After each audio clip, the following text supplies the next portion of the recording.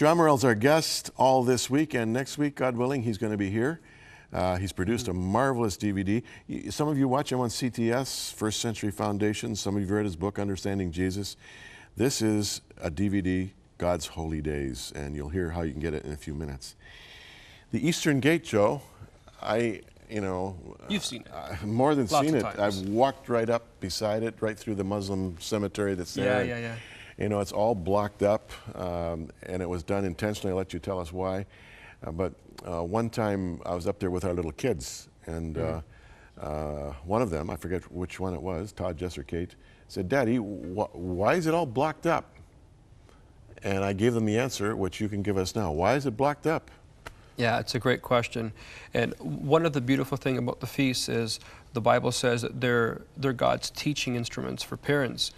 Because as fathers celebrate them, your kids will ask, "Daddy, why are we doing this? Yeah. Why are we putting up a tent in the backyard in October for tabernacles? Why? Yeah.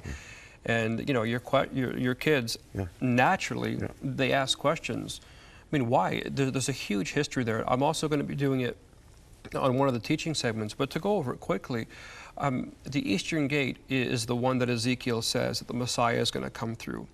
He says one day God himself is going to come through that gate. And before we give the second half of the verse, we go to the history.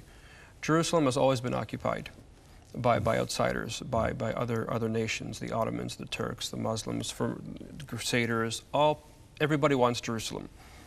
And everybody talks about location, location, location. That's the place, the center of the world. Everybody wants that. And the Ottomans, who were occupying the land at the time, they're from Muslim background, and they had heard a prophecy that one day a Messiah was going to come, a Jewish Messiah at that, through that very gate. And he would disband the armies that were there. He would destroy Israel's enemies and give back Jerusalem to the Jews. And they said, "That's us. We're the occupiers. We're the ones here." And so immediately the first thought was, well, seal the gate. If we seal the gate, he can't come through. Right. They said, "You know what?" They said, they can be crafty sometimes. What if he finds a way somehow to get up to the gate? They said, well, he's a Jewish Messiah.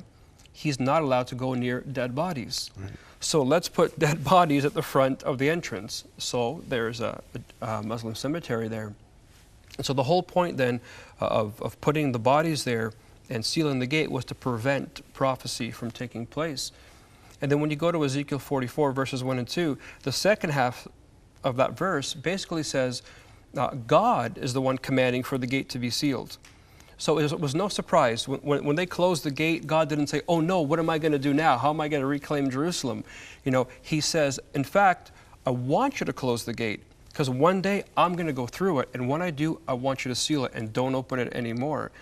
And we know that God came in the flesh, in Jesus.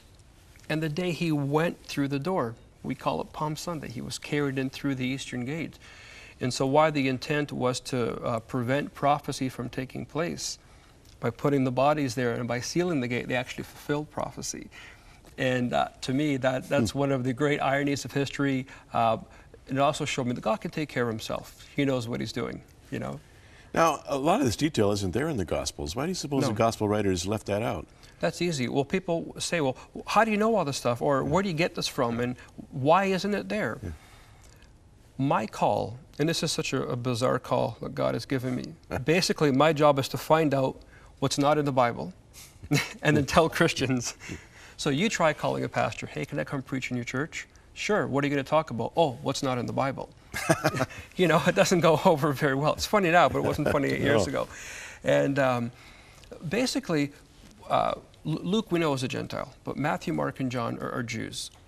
And they're writing to Jews. So what happens is, when they're giving a story, they leave out a lot of the cultural background info because it would be redundant and insulting to the Jews of the day. Just like if it was raining really hard and I said it's raining cats and dogs, if I was saying that to a Canadian person, I wouldn't give them the etymology, the history of where that saying came from. They would know it, so I would leave it out. But if somebody from another culture 1,000 years from now heard that figure of speech and said, "How in the world? I don't get it, I don't see it." Well, Matthew's writing to the Jews of his day. He doesn't tell us the whole background of the Eastern Gate because everybody there already knew it. But here we are as Gentiles, thousands of miles and thousands of years removed from the geography and the culture, we don't get the background. And that's why God has called me to understand and study the background so that I can bring it to the church. Because for a number of years, the church has had no connection with its Hebraic roots. You know the history as well as I do, that in the 4th century, under the rulership of Emperor Constantine, a great separation came between the early believers and the emerging church. Celebrating the Sabbath, celebrating Passover was outlawed, and different things were passed. And the division became bigger and bigger over time, to the point where we have today that Christians have no idea what these feasts are. And I hope that even just in these few interviews that we've done, people can see that it's not about conversion. It's not about making you believe or making you do something. But if you understand God's holy days, Jesus' life and his death, his resurrection, and his return makes so much more sense in light of the feasts. And that's our passion. You know, I'm thinking about the Eastern Gate, and it's, you know, for those of you who have not been to Israel, it's literally the Eastern Gate of the Old City, the walled city of Jerusalem, which is only about a square kilometer. Yeah, it's very small. It's very small. It's not big at all. But it looks down over the Kidron Valley up to the Mount of Olives. And when you're standing at the Eastern Gate, you can see the Mount of Olives, and you can see the Garden of Gethsemane. That's right. And it's a stunning prospect from the Eastern Gate.